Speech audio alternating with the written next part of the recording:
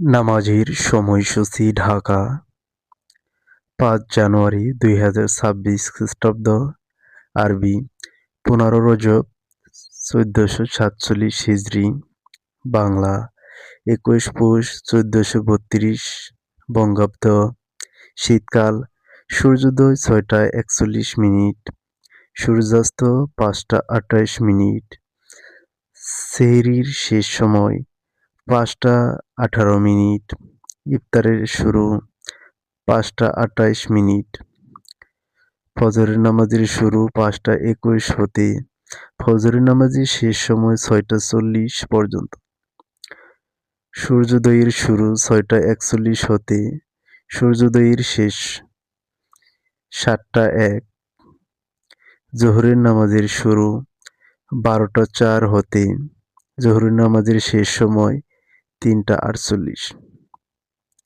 আসরের নামাজের শুরু ৩টা ৪৯ হতে আসরের নামাজের শেষ সময় ৫টা ২৭, মাগরিবের নামাজের শুরু ৫টা ২৮ হতে মাগরিবের নামাজের শেষ সময় ৬টা ৪৪, এশারের নামাজের শুরু ৬টা ৪৫ হতে এশারের নামাজের শেষ সময় ৫টা ২০। মহান আল্লাহ তাআলাকে যারা ভালোবাসেন তারা ভিডিওতে একটি লাইক দিবেন। নামাজকে যারা ভালোবাসেন তারা ভিডিওতে একটি লাইক দিবেন। নামাজের সময়সূচির মাধ্যমে যারা নামাজের দাওয়াত অনেক মুসলিম ভাই বোনের কাছে পৌঁছে দিতে চান তারা ভিডিওতে একটি লাইক দিবেন। ভিডিওতে লাইক দেওয়ার ফলে ভিডিওটি রিচ বৃদ্ধি পাবে। এর ফলে অনেক মুসলিম ভাই বোনের কাছে নামাজের সময়সূচির মাধ্যমে নামাজের দাওয়াত পৌঁছে যাবে। যারা মনে করেন যে ভিডিওটি কাজে বা উপকার আসবে তারা চ্যানেলটি সাবস্ক্রাইব করে রাখতে পারেন।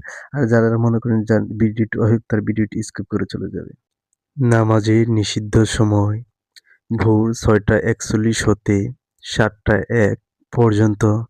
নামাজের নিষিদ্ধ সময় দুপুর ১১টা ৫৪ হতে ১২টা ৪ পর্যন্ত।